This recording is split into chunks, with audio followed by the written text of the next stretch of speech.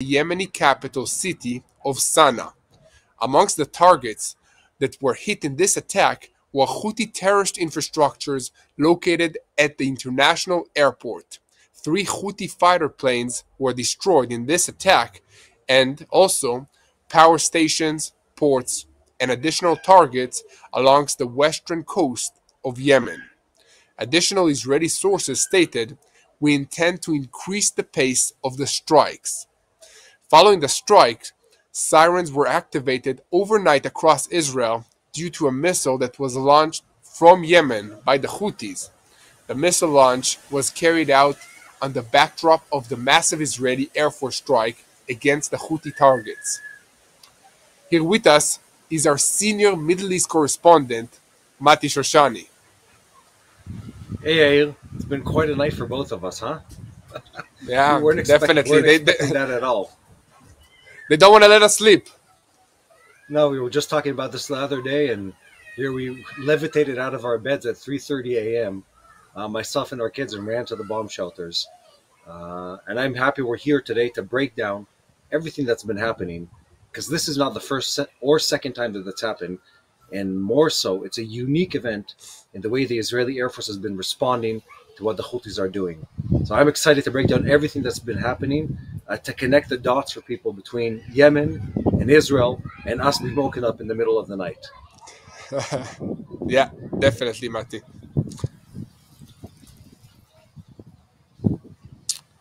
We can continue with more details, Mati, on this strike, if you may. Yes.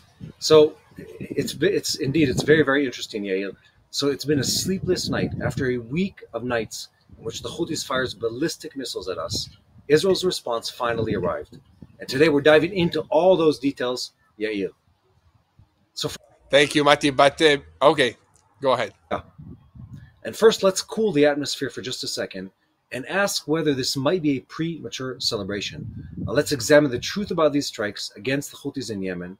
We have to question the efficacy of the strikes of this type. So look, the Houthis remain Iran's last and most important asset in the region. They operate with relative independence, but have received advanced weaponry and intelligence assistance from Iran, which allows them to send millions of Israelis into shelters and disrupt global trade routes, just like me, you, and our families last night, Yair. So there's a lot ahead of us. Let's dive into all the rest of the details. But wait, Mati, we have plenty more to talk about. We only covered one front so far. So as residents of the north prepare to return to their homes, the IDF is building positions on the Lebanese border.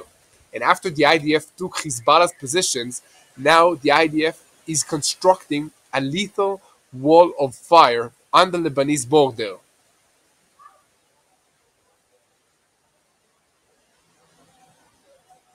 Border, there's an unusual report. Israel arrested a UNIFIL operative in Wadi El Hujail. What a name. This is extremely unusual for us to be arresting UNIFIL operatives. It's super unusual, but let's move on to what's happening in the Gaza Strip now. The IDF continues its battle against the Hamas terrorist organization that is holding our hostages in the Gaza Strip. This is currently complicating the negotiations for a hostage deal. Indeed, we have a lot more to cover, so let's dive into the details.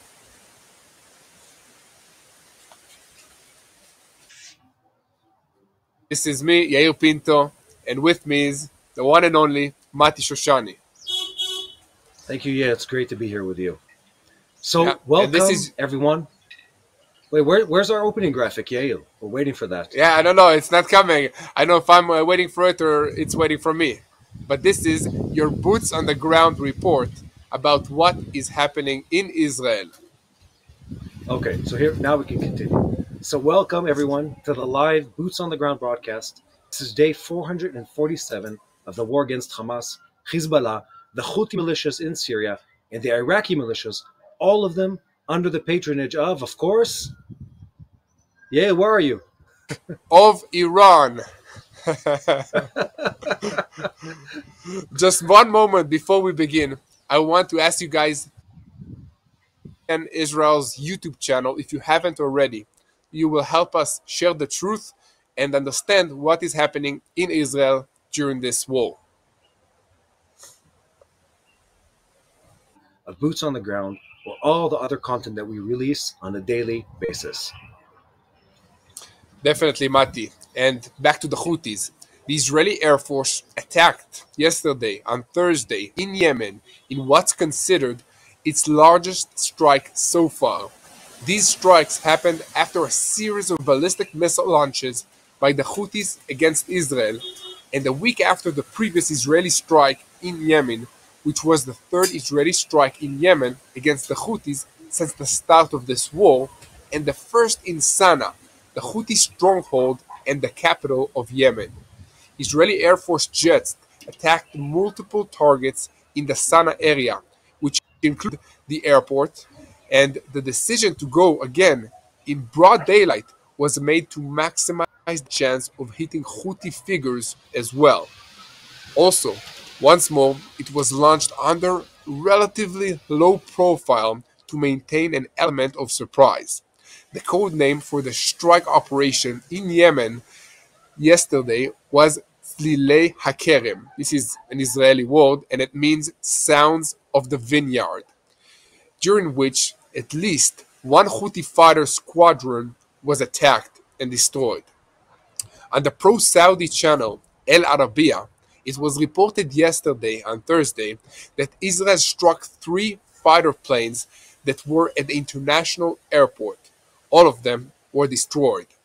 On the British Sky News in Arabic, they reported that Israel's strikes in Yemen targeted Houthi fighter planes stationed at the Sana'a International Airport. El Arabiya also reported that as a result of the strike, 2 people were terminated and several were injured. As noted, this is the 4th strike against the Houthis carried out simultaneously in multiple areas and on multiple types of infrastructure. Among other places, Sana'a Airport was hit, including its control tower that was put out of service and civilian planes that served the Houthi regime. The port of Hodeidah and the power station were also struck. Israel notified the Americans in advance of this operation, which involved around 25 aircraft, fighter jets, reconnaissance planes, and refuelers. We said the Houthis would pay a heavy price. If they don't understand through force, we'll give them even more force. This is according to Israeli sources.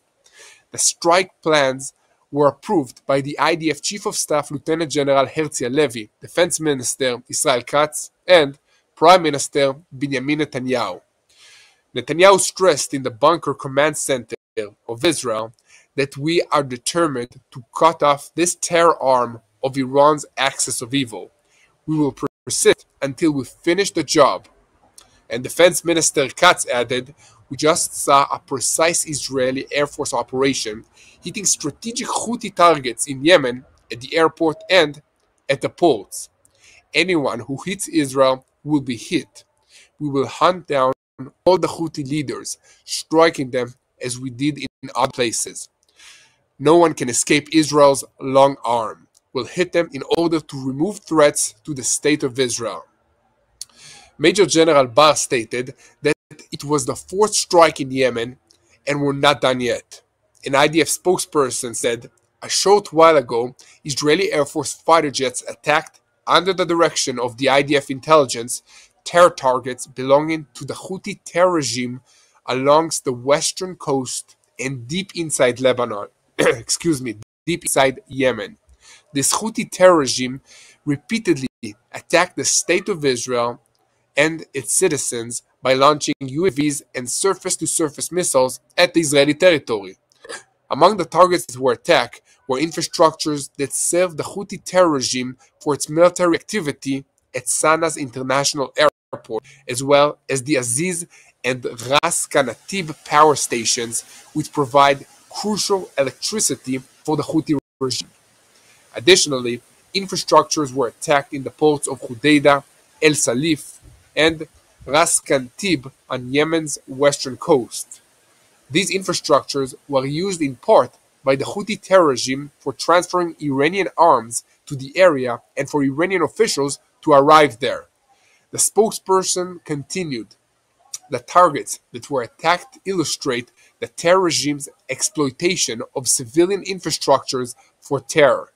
This terror regime is a central outpost of the Iranian Axis and is responsible for destabilizing the region and disrupting global shipping lanes.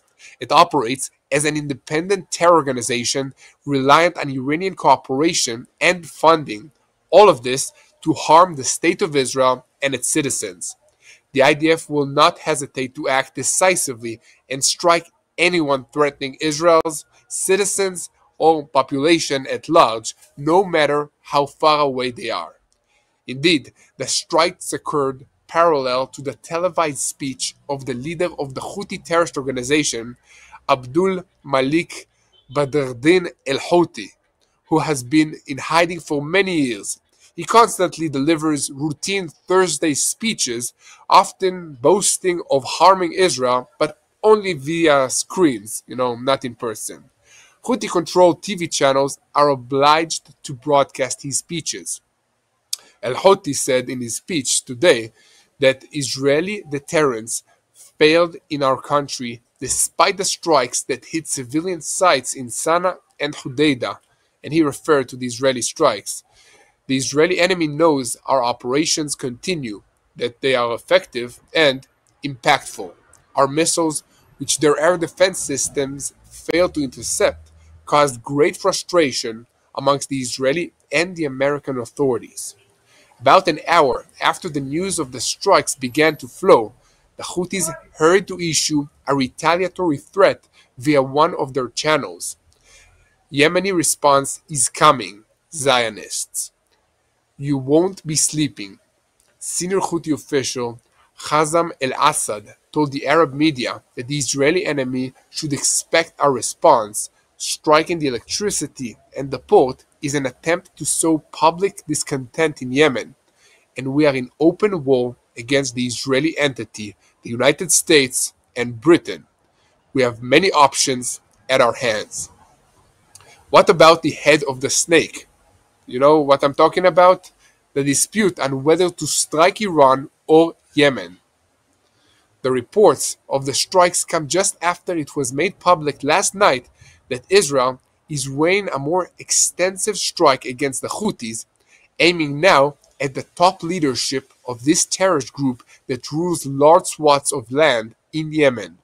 They've become a tangible threat not only to Israel, but also to the United States and the international community, giving the crippling effect on Red Sea shipping routes. And Prime Minister Benjamin Netanyahu has made it clear that last week's strike in Yemen would not be the final one, and Defense Minister Israel Katz personally threatened the Houthi leadership, promising to behead them as Israel did to senior officials in Hamas and Hezbollah. Yet Israel acknowledges the Houthis are a tough nut to crack, and deterrence is challenging. The assessment is that another single strike won't solve the problem and that a deeper shift is required. In Jerusalem, they believe that shift can only happen after the Trump administration returns to the White House on January 20th, hoping the re-elected president will direct a tougher approach against the Houthis. Strikes in Yemen are tricky because of the enormous 2,000 kilometers distance and limited intelligence, so close cooperation with the United States might shift the equation.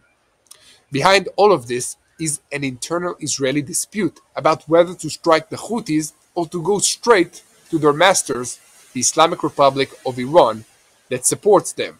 And Mossad director Barnea argues for striking Iran, calling it the head of the snake. Others in the IDF have said that the Houthis are not quite as subordinate as Hezbollah was, that they're more like an independent, unruly child.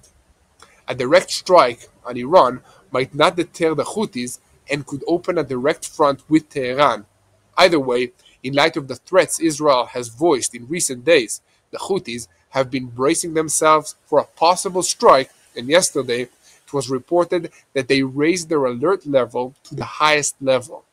The Saudi daily Ashraq al-Awsat reported that after receiving Israeli warnings, dozens of Houthi political and military leaders left the Yemeni capital of Sana'a and relocated to other areas including Sada, Hajjah, Amran, and Hudaydah. Mati, we'll discuss in a second how this impacts the broader Middle East, but first, I want to invite our viewers to keep spreading the truth and to click that subscribe button if you haven't already so that you remain aligned with the truth in real time and never miss another episode of Boots on the Ground. So Mati, fill us in on the aftermath of the Israeli Air Force operation on the Houthis. Thank you, Yair, for that detailed report. Let's start with the beginning. This attack, the attack that happened yesterday and during the night, is bigger than the previous ones in Yemen, but it still follows the same principle of trying to establish mutual deterrence with the Houthis, while having trouble stripping them of their offensive capabilities altogether against Israel. Now, the timing during their leader's speech is ironically comedic, and I don't think it's a mistake at all, considering the man basically lives in a bunker underground in any case. But truly, it raises the question of how relevant these strikes are. In remarks by Abdul Malik al-Houthi, the spiritual leader of the Shiite Zaidi terror group, made just before the strike, he said the following words.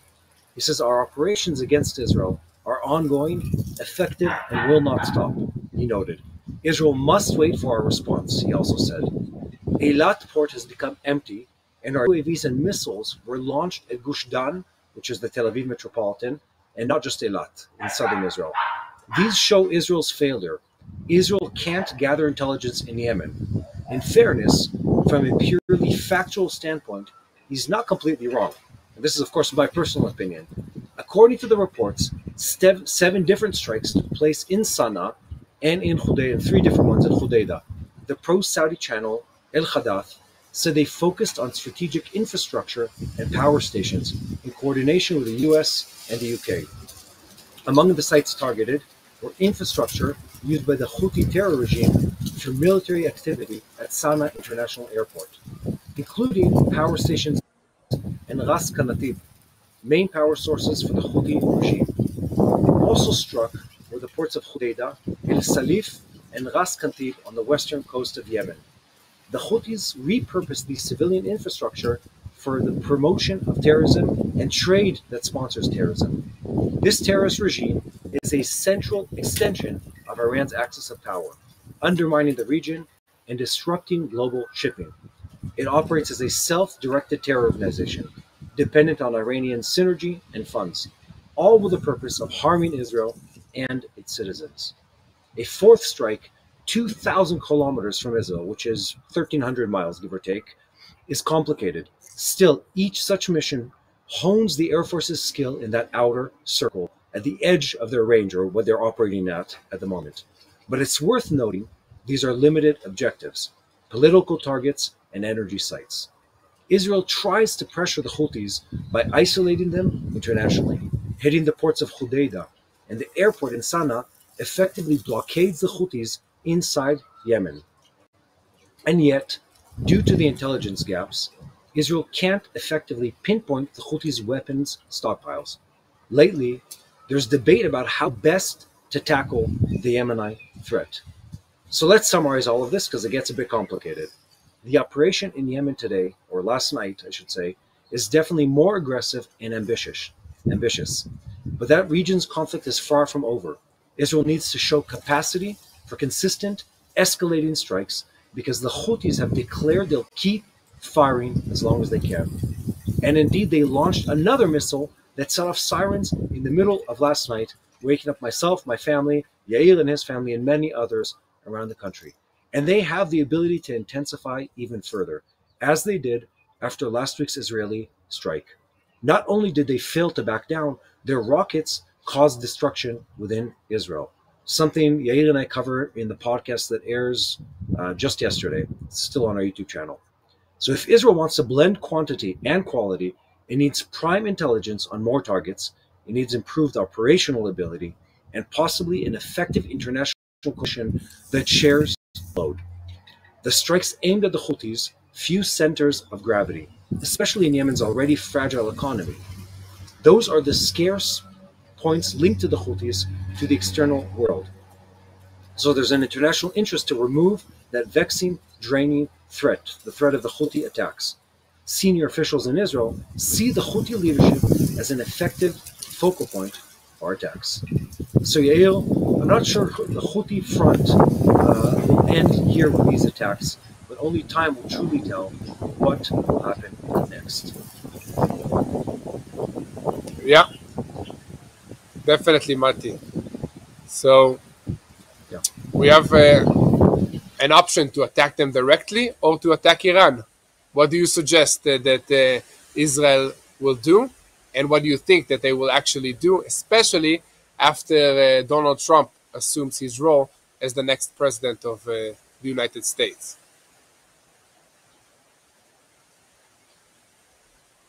The Bible says this: the prophecy is given to the fools, or trying to guess the future is a waste of energy in most cases. But in this case, I think the indications give us a glimpse of what will happen in the future.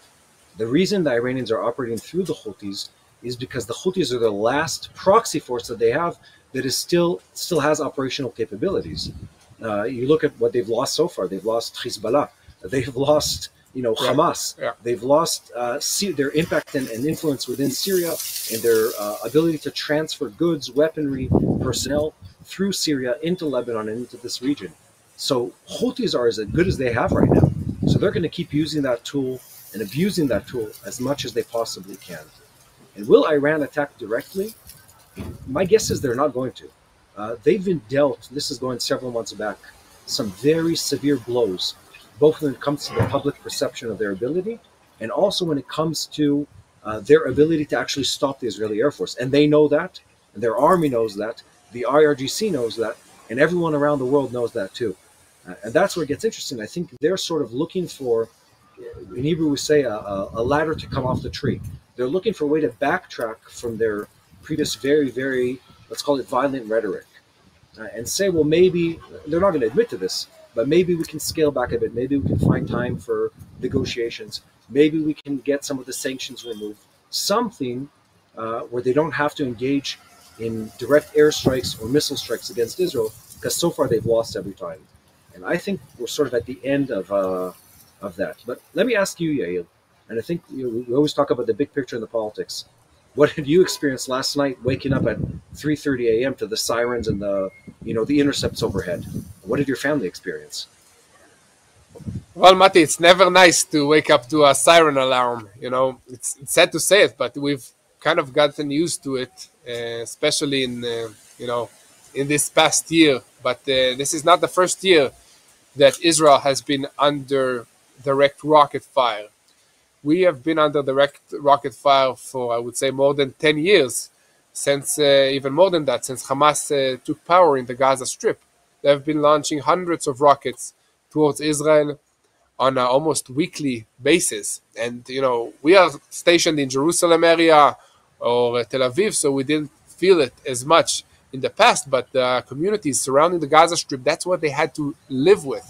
Just imagine that the kindergartens of communities that are a kilometer away from the Gaza Strip were all fortified to become bunkers that are capable of withstanding a direct missile hit. That's where you put your kids to school on a normal basis. That's the reality. Okay, so now we don't have so many rockets that being launched at Israel from Hamas from the Gaza Strip because the IDF is controlling Gaza. We don't have so many rockets being launched from Hezbollah from Lebanon because the IDF is controlling South Lebanon. We don't have so many rockets being launched from Syria because the IDF is present in Syria. But where do we have rockets and missiles coming from? Yemen. Why is that? Because it's far away and the IDF is not present there. Do you hear a repetitive thing in my voice? A theme.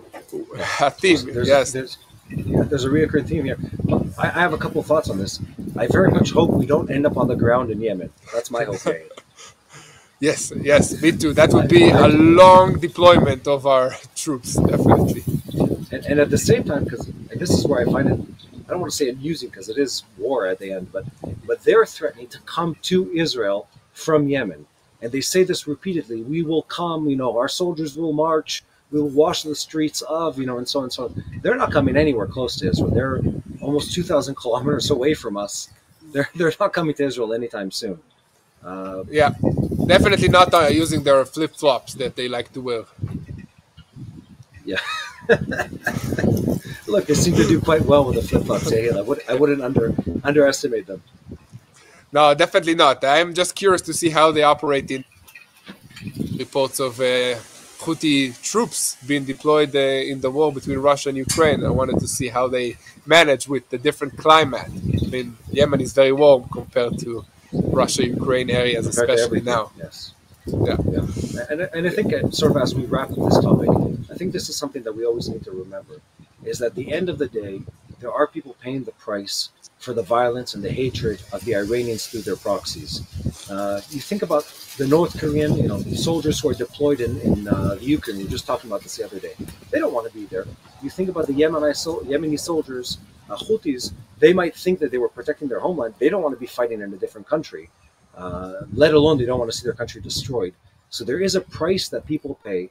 The people of Yemen, the people of Lebanon, the people of Syria, the people of Iran, they pay the price for Iranian hatred, violence, and Islamic ideology, or radical Islamic ideology, not just the people of Israel.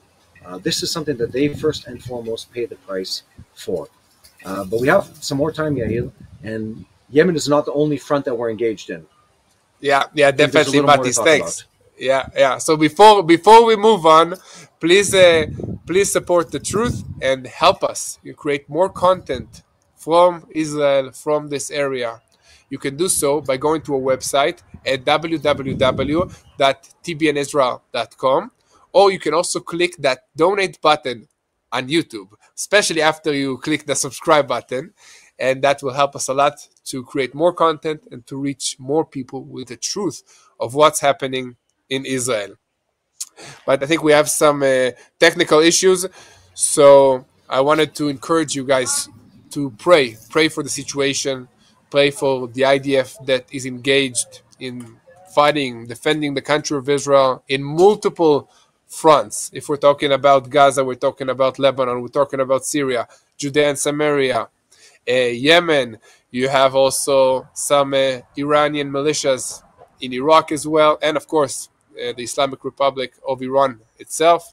It's a lot of stuff going on for a tiny country like Israel. We need your help. We need your prayers. It's the only reason that we're still, alive in this region. It's because God is taking care of us. And please continue to pray for our hostages to be returned home as soon as possible. And Mati, wanted to wish you a Shabbat Shalom, happy Sabbath, happy weekend to you and your family. Hopefully we can sleep a full night. To you too, Yair. And what is it tonight? A happy third candle of Hanukkah to you and your family. Definitely. Yes. Okay. And may this be a peaceful night for us and for everyone else. Definitely. Okay, Shabbat Shalom. Shabbat Shalom.